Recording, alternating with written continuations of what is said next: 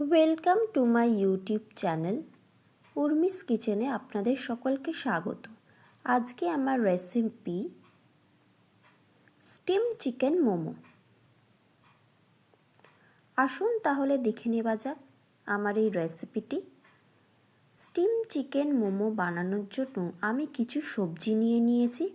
সেই সবজিগুলোকে চপ করে কেটে নিয়েছি। বিনস, গাজর, ক্যাপসিকাম, পেঁয়াজকলি, পেঁয়াজ, রসুন, আদা।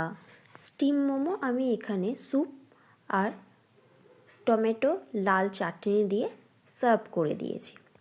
প্রথমে আমি চিকেন স্টিম মোমোর জন্য চিকেন নিয়ে নিয়েছি। চিকেনটাকে আমি একটু সিদ্ধ করে নেব। তার জন্য কুকারেতে জল দিয়ে, তেজপাতা, গোটা গোলমরিচ দিয়ে, নুন দিয়ে চিকেনগুলো দিয়ে চিকেনটাকে একটু হালকা সিদ্ধ করে নেব।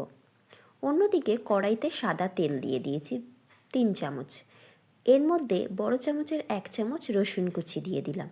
রসুনটা হালকা ফ্রাই করে নিয়ে এর মধ্যে পেঁয়াজ কুচি ও পেঁয়াজ কলি কুচি করে নিয়েছিলাম সেটা দিয়ে দিলাম। দুটো মিডিয়াম সাইজের পেঁয়াজ কুচি করে নিয়েছিলাম দিয়ে দিয়েছি।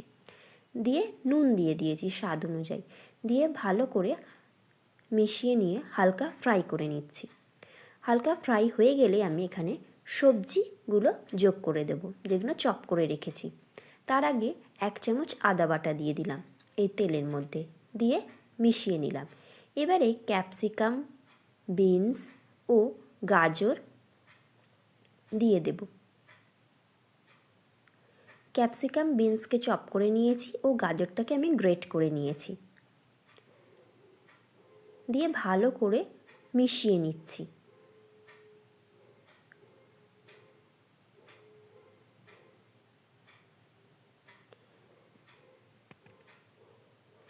এবারে আমি স্বাদ অনুযায়ী কাঁচা লঙ্কা কুচি দিয়ে দিলাম। দিয়ে আবারও ভালো করে মিশিয়ে নিচ্ছি। এবারে আমি সয়া সস দিয়ে দেব। 1 ঢাকা সয়া সস দিয়ে দিলাম আর ওপর দিয়ে কিছু ধনেপাতা কুচি ছড়িয়ে দিলাম। দিয়ে ভালো করে আবারও মিশিয়ে নেব।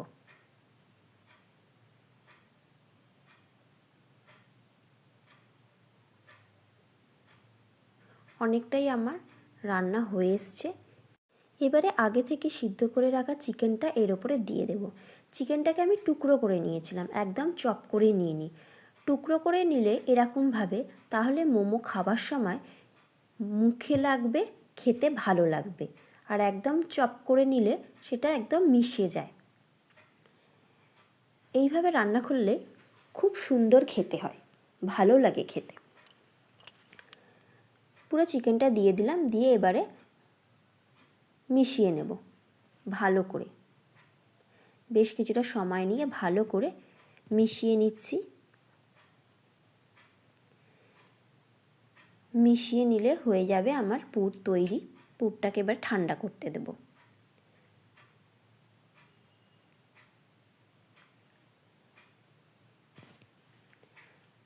অন্যদিকে আমি স্টিম মোমো জন্য ময়দাটা মেখে নেব। তার জন্য 2 কাপ ময়দা, তেল, নুন দিয়ে জল দিয়ে মেখে নেব। মেখে নিয়ে 20 মিনিট রেস্টে রেখে দেব।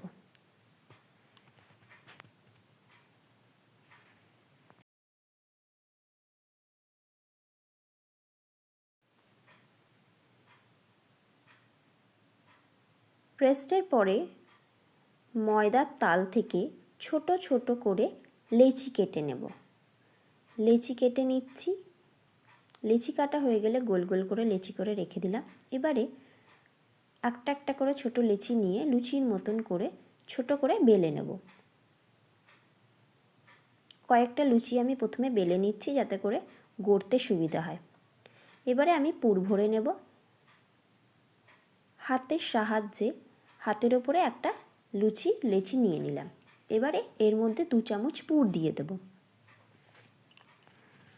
পুর দিয়ে মোমোর আকারে গড়ে নেব।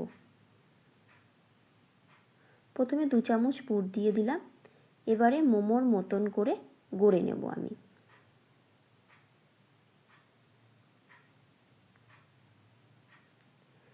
হাতের তালুতে ভালো করে সাইজ করে নিলাম। আবার কিছুটা পুর দিয়ে দেব, পুর দিয়ে দিচ্ছি। বেশি করে পুর দিলাম, তবে পরিমাণ মতন পুর দিতে হবে, বেশি দিয়ে দিলে আবার ফেটে যাবে। পুরটা যদি ঠেসে ঠেসে দেওয়া হয় তাহলে এটি খেতে খুব ভাল লাগে।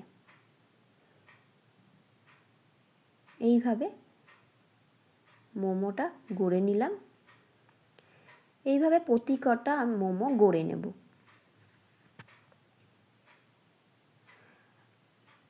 এরকম একটা লম্বা মতন করে গড়ে নিলাম। আরেকটাও শেপও আমি দিয়ে নেব গোল করে।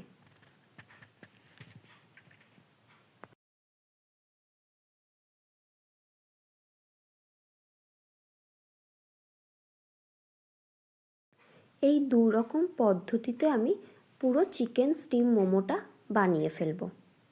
পুরগুলো দু রকমভাবে ভরে নেব, একটা লম্বা মতন, একটা গোল মতন।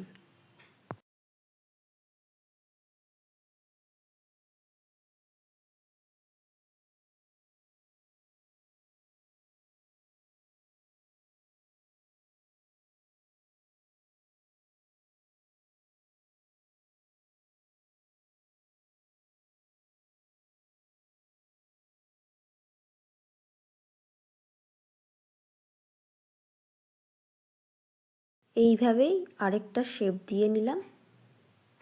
ছোট লেচির মধ্যে পুর ভরে সাইড দিয়ে এরকমভাবে মুড়ে মুড়ে মুড়ে মুড়ে কলসির মতন করে এইভাবে খুব সুন্দর একটা আরেক রকমের শেপ দিয়ে গড়ে নিলাম। এইভাবে প্রতি কটা গড়ে নেব দু রকম পদ্ধতিতে।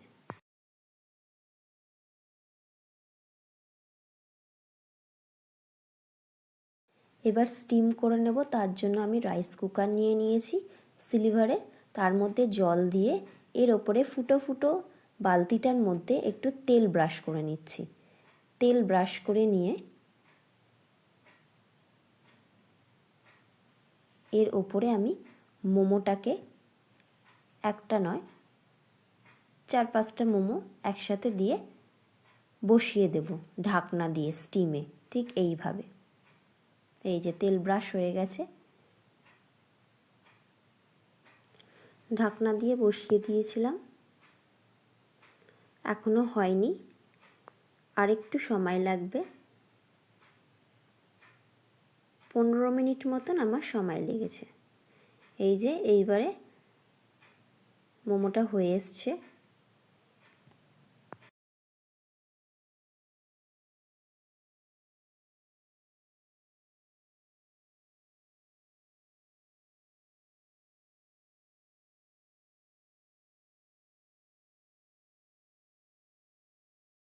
মোমোটা আমার সিদ্ধ হয়ে গেছে।